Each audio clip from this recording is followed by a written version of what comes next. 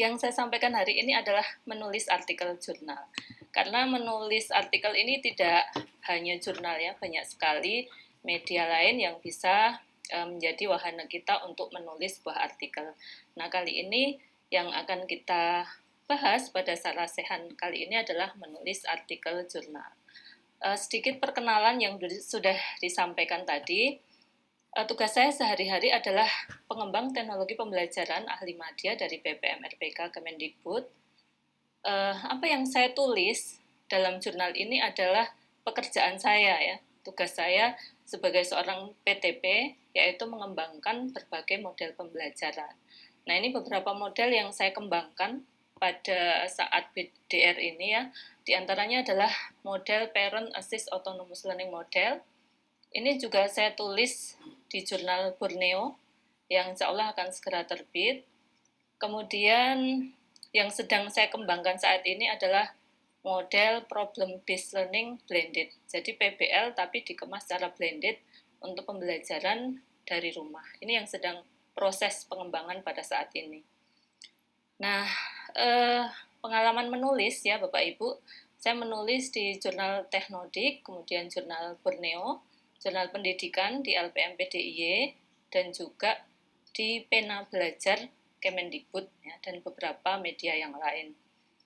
Pada saat COVID-19 ini, pada masa pandemi ini, saya bersama Ibu Roro Martiningsih yang juga pembicara hari ini, mendapatkan sebuah berkah sebagai seorang change maker in education, mendapatkan istilah seperti itu dari Microsoft, yaitu Microsoft Innovative Educator Expert tahun 2020-2021.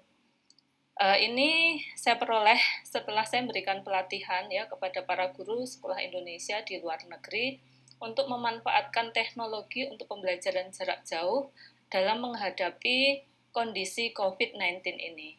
Nah, nanti kalau Pak Gogo tadi memberikan kesempatan untuk menulis ya, edisi khusus mungkin ini bisa saya tulis ya, bisa ikut serta dalam edisi khusus tersebut.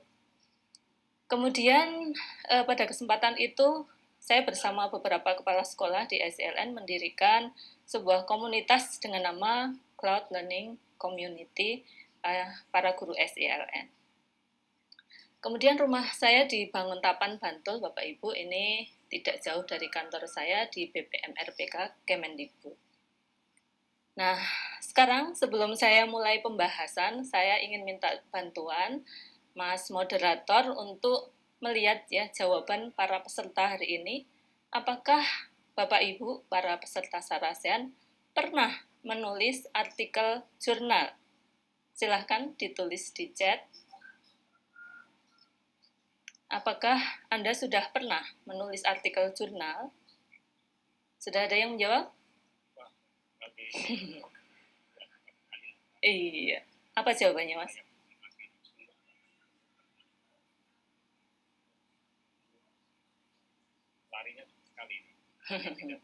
Sebagian besar menjawab pernah atau belum pernah? Atau sudah pernah?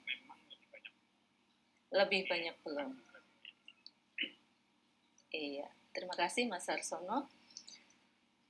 Nah, kegiatan pada hari ini mungkin nanti akan lebih tepat ya bagi para hadirin hari ini yang sudah pernah tetapi tidak lolos artikelnya gitu. Jadi dia itu menulis ya, ngirim ke Teknodik, tapi kok nggak diterbitkan seperti itu.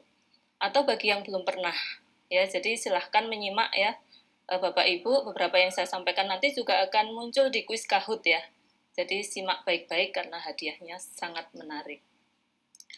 Selanjutnya ini pertanyaan saya yang kedua ya Mas Harsono, minta tolong dicek jawabannya. Ya. Bapak Ibu, apa kesulitan bagi yang sudah ketika memulai menulis? Apa kesulitan Anda ketika mulai menulis?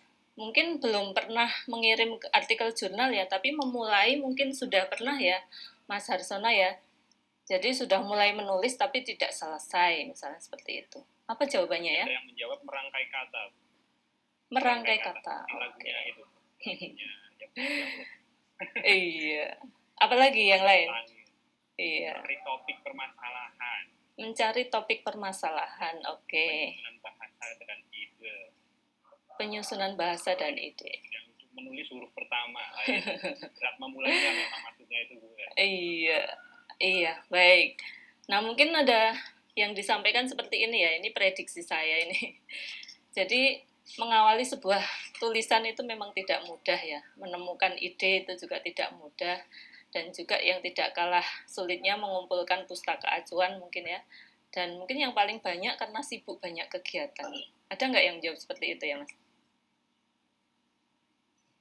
Iya, baik. Belum ketemu, tapi ini ada yang ragu, apakah yang akan saya tulis itu update atau enggak, gitu. Update atau kadaluarsa, gitu. Oh iya, baik. Jadi memang menemukan ide ataupun materi yang menarik itu tidak mudah ya.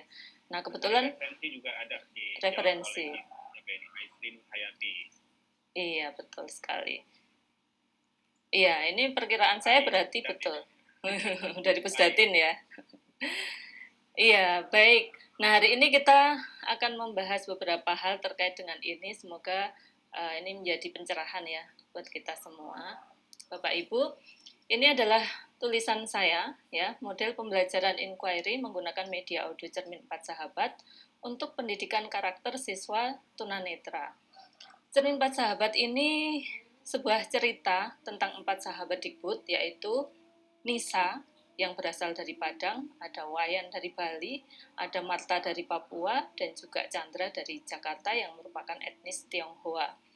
Di mana ceritanya ini bermuatan pendidikan karakter ya, dengan sasaran peserta didik jenjang SLB yang dapat dimanfaatkan dalam pembelajaran menggunakan model pembelajaran inquiry. Nah, ini saya ingin memutar sedikit ya, Cermin 4 Sahabat, kira-kira 1 menit ya Mas Harsono, kita simak bersama. Ya.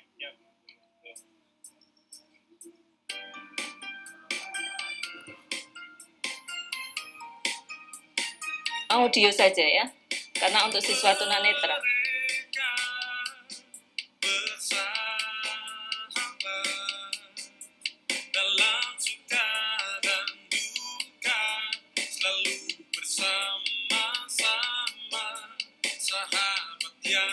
Terdengar ya Mas ya?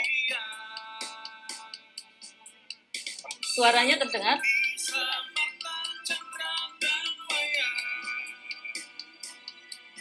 Mas Harsono, suaranya terdengar ya?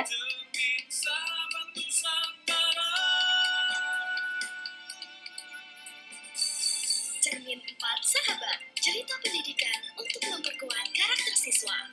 Cerita ini dipersembahkan oleh Balai Pengembangan Media Radio Pendidikan dan Kebudayaan, Kementerian Pendidikan dan Kebudayaan. Cermin 4 Sahabat. 4 Sahabat, sahabat sejati. Nama awak Nisa, awak dari Padang. Saya punya nama Marta, saya dari Papua. Namaku Chandra, aku dari Jakarta. Nama Tiang Wayan, yang dari Bali. Nah, itu gambaran opening pembuka dari program Cermin 4 Sahabat yang berisi cerita tentang pendidikan karakter yang dimainkan oleh 4 tokoh ini.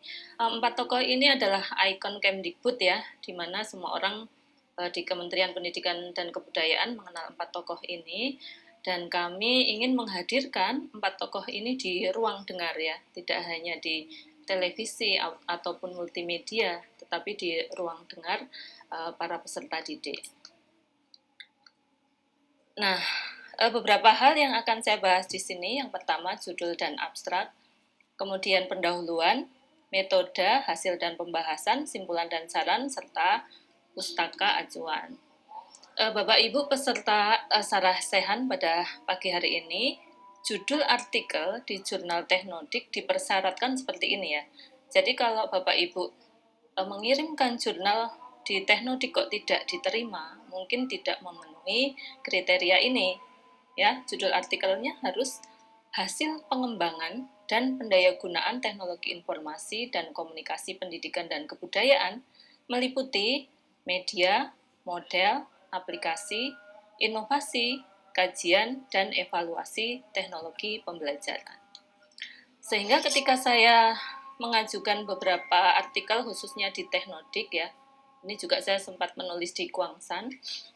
Itu mulai dari tadi hasil pengembangan tadi ya, karena saya ini bidangnya pada bagian awal dan akhir dari proses pengembangan tugas sehari-hari di kantor, sehingga tulisan saya kebanyakan terkait dengan evaluasi ataupun pengembangan model tersebut ya, seperti misalnya ini evaluasi penyiaran ya bahan siar radio edukasi di Radio Mitra tahun 2013, kemudian evaluasi pemanfaatan media audio Gelaria. Ini berarti media ini sudah selesai dikembangkan, kemudian saya melihat dari pemanfaatannya ya, kemudian dievaluasi. Kemudian ada pengembangan model virtual braille, ini sebuah aplikasi Android menggunakan virtual braille. Kemudian model pembelajaran inquiry menggunakan media audio Cermin 4 Sahabat. Ini juga masih pada tahap perancangan pada waktu saya menulis. Kalau saat ini tentu saja model itu sudah jadi. Nah, ini Bapak Ibu, tahun 2016 saya menulis evaluasi pemanfaatan media audio Gelaria tadi ya. Memang perlu diketahui bahwasanya di Teknodik ini waktu tunggunya cukup lama ya, kira-kira 2 tahun. Jadi kalau ini saya lihat durasi saya mengirim dan diterima itu 2016, 2018, dan 2020. Sehingga memang durasinya itu sekitar 2 tahun karena antrian cukup panjang. Sehingga nanti Bapak Ibu bisa juga mengirimkan artikel di berbagai jurnal yang lain. Nah, bedanya apa sih menulis artikel di jurnal dan media yang lain? Ya tentu saja sangat berbeda ya. Ini kebetulan di Pena Belajar saya juga menulis sebuah artikel. Tentu saja sistematika dan gaya penulisannya itu sangat berbeda ya. Artikel di sebuah buletin atau majalah dengan artikel jurnal. Nah, kita akan lanjutkan setelah judul, yaitu ke abstrak ya Bapak Ibu. Jadi di dalam abstrak ya komponennya itu memuat masalah dan tujuan, metode, hasil, dan simpulan. Abstrak ini merupakan ringkasan keseluruhan isi artikel. Jadi kalau seseorang itu membaca sebuah abstrak, tentu saja dia akan bisa memahami isi secara keseluruhan tulisan atau artikel tersebut. Nah, ini yang saya tuliskan di abstrak saya. Penelitian ini bertujuan untuk mengembangkan model pembelajaran inquiry dengan media audio untuk memfasilitasi siswa tunanetra dalam penguatan pendidikan karakter. Media pembelajaran untuk penguatan pendidikan karakter masih sangat terbatas. Di sini terlihat ya tujuan dari penelitian ini dan juga permasalahan ya. Masalah yang ada di sini adalah masih terbatasnya media pembelajaran untuk siswa tunanetra untuk penguatan pendidikan karakter ya, dan seterusnya. Dan tidak lupa kata kunci ya. Kata kunci silahkan disertakan di dalam abstrak tersebut ya, di bagian bawah. Kita akan masuk ke pendahuluan ya Bapak Ibu. Kalau kita membaca panduan di jurnal Teknodik, apa sih konten dari pendahuluan ya, apa isi dari pendahuluan? Jadi di jurnal Teknodik itu kajian pustaka atau kajian teori itu tidak disendirikan ya, tapi jadi satu di bagian pendahuluan dan nanti ada juga beberapa di bagian pembahasan. Jadi pendahuluan itu meliputi latar belakang masalah ya, rumusan masalah, tujuan, kajian teori, dan hasil kajian sebelumnya yang relevan dengan pengembangan dan pendayagunaan teknologi pembelajaran. Nah, pada tulisan saya di jurnal ini, yang saya tuliskan di sana pada bagian pertama, ini kalau saya bagi menjadi 2 ya, bagian pertama adalah latar belakang dan rumusan masalah serta tujuan, bagian kedua yaitu kajian pustaka dan penelitian yang relevan. Di sana saya tuliskan pentingnya pendidikan karakter dan juga bagaimana mengintegrasikan penguatan pendidikan karakter dalam pembelajaran. Kemudian PPK untuk siswa tunanetra ini masih terbatas ya, pembelajaran media yang cocok untuk siswa tunanetra ini juga masih sangat terbatas sekali. Kemudian kenapa menghadirkan 4 sahabat Dikbud? Sebenarnya kalau saya menceritakan dulu diskusi awalnya itu saya tidak akan mengambil 4 sahabat Dikbud ini. Tadinya saya akan mengambil wayang ya, tokoh Punakawan. Tapi berdasar hasil diskusi akhirnya diputuskan karakter yang diambil yang lebih kekinian adalah karakter tokoh 4 sahabat Dikbud ini. Kemudian saya perkuat di sana pada kajian pustaka yaitu teori tentang penguatan pendidikan karakter, integrasi PPK dalam pembelajaran, dan juga pemanfaatan media audio untuk pembelajaran bagi siswa tunanetra. Nah, tadi yang dibacakan oleh Mas Harsono tadi ya, ada permasalahan terkait penyusunan kajian pustaka. Nah, mungkin ini sedikit tips yang bisa dilakukan ya oleh teman-teman semua. Untuk menyusun kajian pustaka ini memang salah satu hal yang cukup berat ya.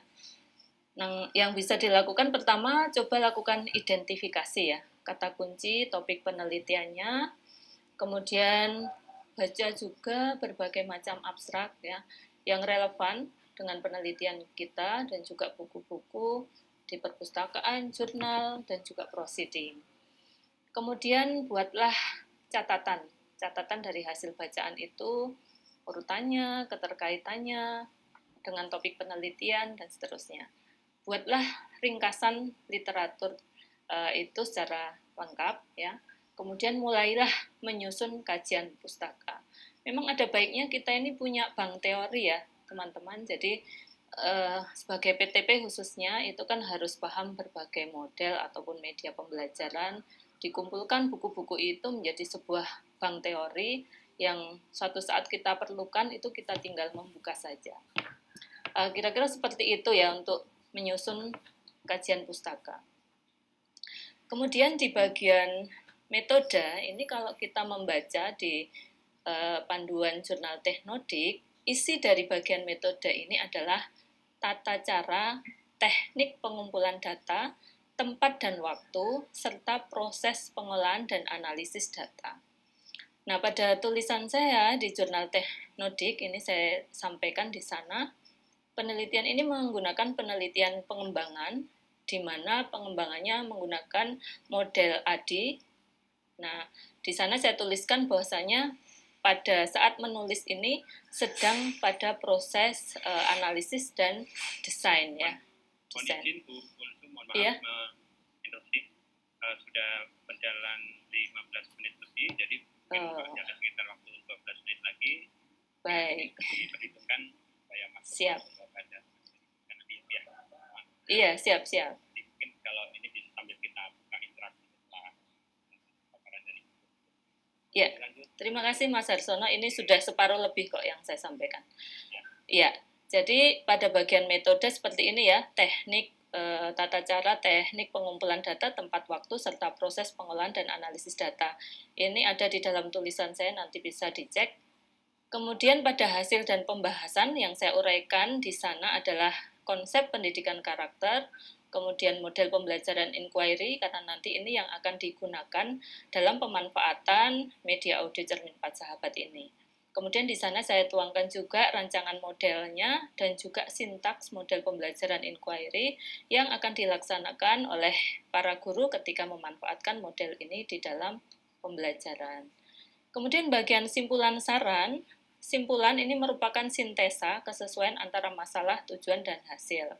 Penulisan simpulan tidak menggunakan pointer dan penomoran, tapi menggunakan alinea.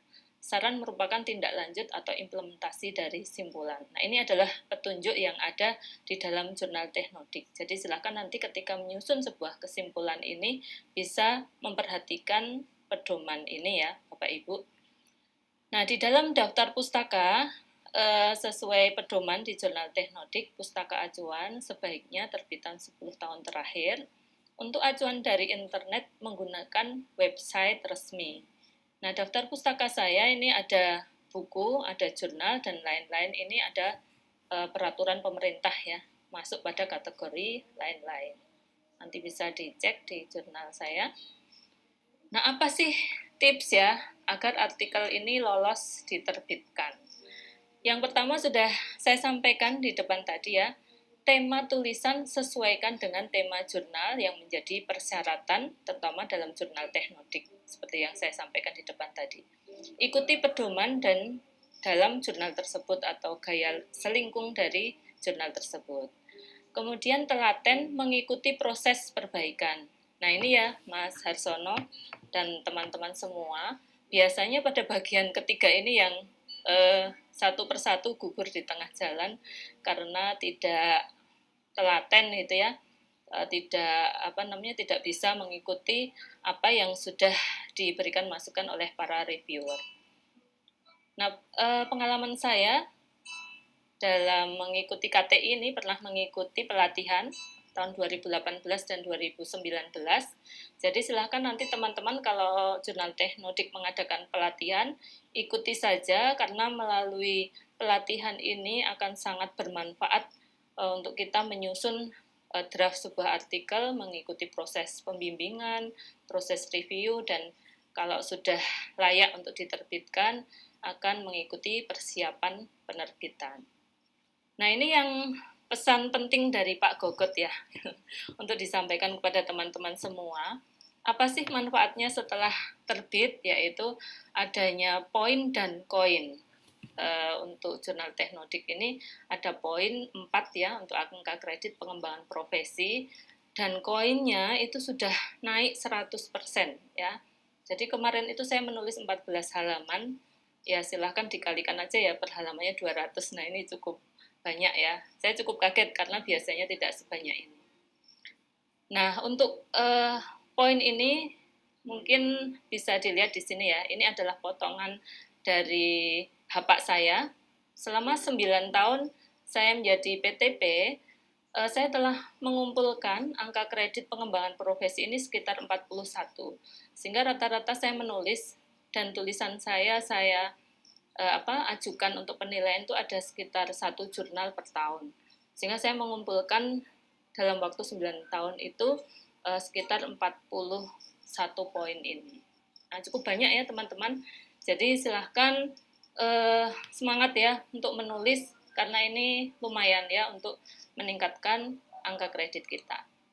Bapak Ibu, saya ada sedikit ini ya sharing dari guru yaitu Bapak Edi Aryawan yang sudah memanfaatkan cermin 4 sahabat.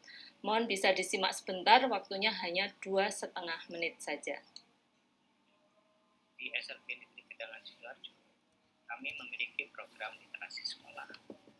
Nah, pada masa pandemi ini, program literasi dilakukan secara daring. Salah satu media yang kami gunakan adalah media audio.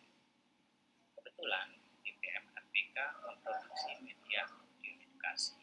Menurut saya, media audio edukasi yang diproduksi oleh DPM RPK tersaji secara menarik, simpel, dan mudah dipahami oleh siswa.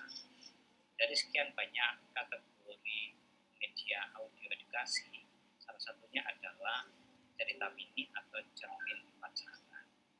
Nah, saya mencoba untuk memilih salah satu judul dari cermin 4 sahabat yang berjudul Satu Aksi Sejuta Manfaat. Dan saya mencobanya ke siswa. Nah, setelah mendownload audionya, saya mengirimkan audio tersebut ke siswa saya melalui WhatsApp.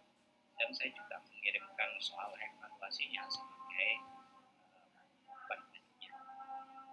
Nah, setelah saya mencobakan audio edukasi tersebut, ada 3 hal yang menarik yang muncul. Yaitu pertama, saya bisa menyampaikan pesan-pesan seputar pemahaman pendidikan karakter kepada siswa secara lebih mudah dan menarik karena tersaji dalam cerita. Yang kedua, siswa diminta untuk menceritakan kembali cerita yang telah didengarnya. Ini bertujuan untuk meningkatkan kemampuan menyimak mereka dan meningkatkan kemampuan bahasa verbal mereka. Yang ketiga, siswa saya ajak untuk melakukan role play atau bermain peran. Ini bertujuan meningkatkan kemampuan interaksi sosial mereka, meningkatkan kepercayaan diri mereka, dan meningkatkan kemampuan untuk bekerja sama.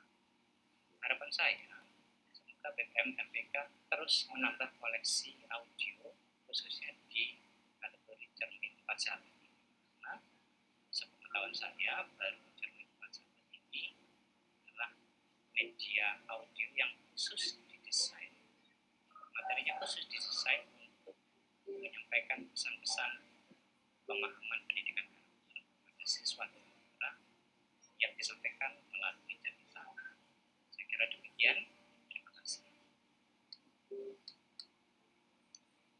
Baik, itu tadi sekilas ya pemanfaatan media audio Cermin 4 Sahabat. Bapak Edi Aryawan hari ini hadir. Terima kasih yang sudah memberikan hal yang luar biasa ya, video dari testimoni pemanfaatan media audio tersebut. Bapak Ibu, ini bagian akhir dari presentasi saya. Mari mulailah menulis ya. Tulislah apa yang Anda kerjakan sebagai seorang pengembang teknologi pembelajaran. Ini khusus saya sampaikan kepada PTP. Proses pengembangan media ataupun model atau aplikasi pembelajaran di instansi kita, ini ada analisis, design, development, implementation, dan juga evaluation. Semua tahapan ini bisa dijadikan sebagai materi artikel jurnal. Sebagai contoh yang sudah saya sampaikan tadi, saya menulis yang disajikan saat ini baru tahap analisis dan desain ini, dan juga beberapa tulisan saya terkait dengan evaluation. Jadi tidak harus keseluruhan, tapi bisa pada tiap bagian dari proses pekerjaan yang kita laksanakan sehari-hari. Baik Bapak Ibu, terima kasih atas perhatiannya. The mind is like a muscle. The more you exercise it, the stronger it gets, and the more it can expand. Pikiran itu seperti otot ya. Semakin sering kita melatihnya, maka akan semakin kuat dan semakin berkembang. Terima kasih atas perhatiannya. Billahi taufiq wal hidayah. Assalamualaikum warahmatullahi wabarakatuh.